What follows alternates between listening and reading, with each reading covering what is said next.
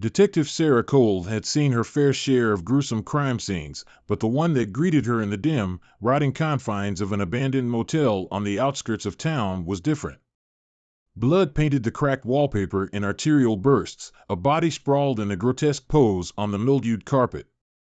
The victim was a man in his 30s, his face frozen in a rictus of terror, his chest marred with a dozen jagged stab wounds. A rusted knife lay discarded nearby, its handle smeared with bloody fingerprints. The air smelled of decay, despair, and something metallic. Sarah stood in the doorway, her gloved hands clutching a small notebook as she surveyed the scene. It was textbook chaos, wild, frenzied, personal. But as she stepped closer to examine the knife, a chill pricked her spine. She recognized the brand of the weapon, a rare kind sold in only a few stores. It was the same brand she kept in her kitchen drawer. The thought came and went like a shadow flitting past a dim light. She shook it off. Coincidence, she reasoned. But the seed had been planted. Back at the precinct, the case files grew thicker, the hours longer, and Sarah's sleep more fragmented. Night after night, she pored over the evidence, photos of the crime scene, the coroner's report, interviews with potential witnesses. None of it added up. The victim, Henry Blake, had no known enemies, no apparent motive for anyone to kill him. But something about the case tugged at the edges of her consciousness, like a thread she couldn't quite grasp. Then came the dreams. In her restless sleep, Sarah found herself back in the motel room, only this time, she wasn't observing. She was holding the knife. The sensation of the cold handle against her palm felt disturbingly real as she stood over a faceless man. Her arm moved as though controlled by a force outside herself, plunging the blade down again and again. Each time, her heart raced, her breaths quickened, until she woke drenched in sweat, her throat raw from an unspoken scream. The investigation crawled forward, but it offered no relief. Every piece of evidence seemed to twist back on itself, forming a labyrinth she couldn't navigate. The knife, analyzed for prints, came back inconclusive, the ridges smeared beyond recognition.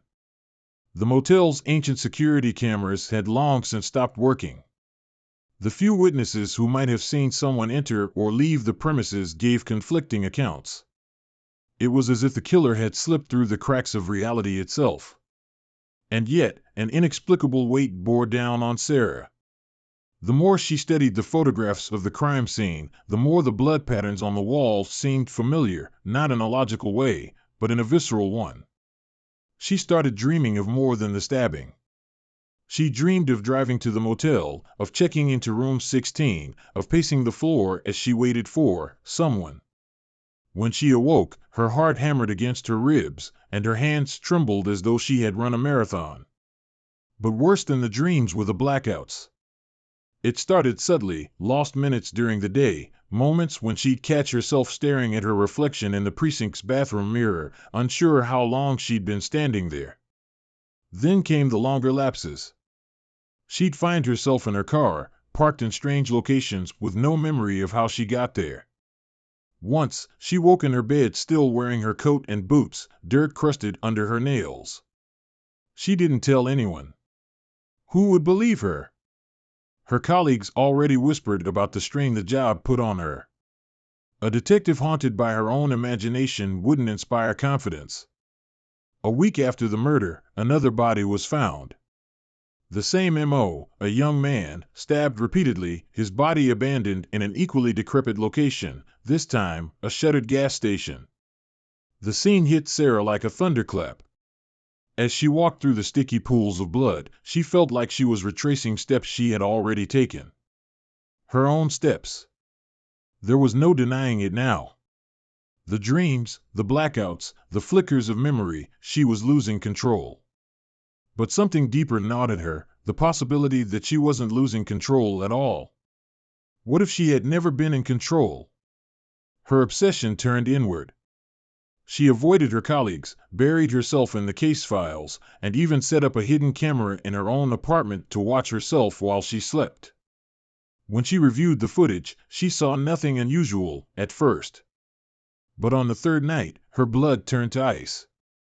The footage showed her rising from bed at 2:13 a.m., her movements eerily deliberate. She pulled on a jacket, slipped on gloves, and picked up a knife from her kitchen counter. The screen froze in her mind as she watched herself leave the apartment, her expression blank, her gait mechanical. When she woke the next morning, the knife was back in its place. But her gloves were missing. Sarah stopped sleeping. Every moment spent unconscious felt like an invitation to disaster. She searched her apartment for other signs, anything to confirm or deny her fears. She found muddy footprints near the door, small streaks of dried blood on the underside of her jacket, and a receipt for gas from a station across town she hadn't visited in years. Her mind spiraled. If she was the killer, what could she do? Turn herself in? She would be arrested, locked away, vilified. But more terrifying was the thought that she might not be acting alone. She began to imagine whispers in the shadows, the sense of a presence behind her when she turned a corner. The investigation reached its breaking point when a third victim was found, this time a woman in her 20s. The pattern was undeniable. 3 victims, all stabbed in the same manner, all in isolated locations with no apparent connection between them. But Sarah didn't need evidence anymore. She knew. On her desk at the precinct, she found a small slip of paper tucked under her keyboard. The handwriting was her own. 4 words stared back at her, "You can't stop it." Her breath caught in her throat. She clutched the paper, her mind reeling. She didn't remember writing it. She didn't remember anything anymore. That night, Sarah drove aimlessly, her thoughts a cacophony of fear and guilt. Rain slicked the streets, turning the world into a blur of distorted lights. She ended up outside the motel where it had all begun. The building loomed like a mausoleum, its broken windows glinting in the dim glow of the street lamp. She stepped inside. The air was heavy with mildew and rot, and the memories came flooding back, not as dreams, but as truths. She had been here before. She had held the knife. She had watched the light leave their eyes. And then, she saw him. A figure stood in the corner of the room, his features obscured by shadow. He didn't move, didn't speak. But she recognized him. He was her mirror image, a distorted reflection of herself. And in his hand, he held the knife. Sarah's scream echoed through the empty halls, swallowed by the darkness. The next morning, they found her car abandoned near the motel, the driver's seat smeared with blood. Sarah Cole was never seen again.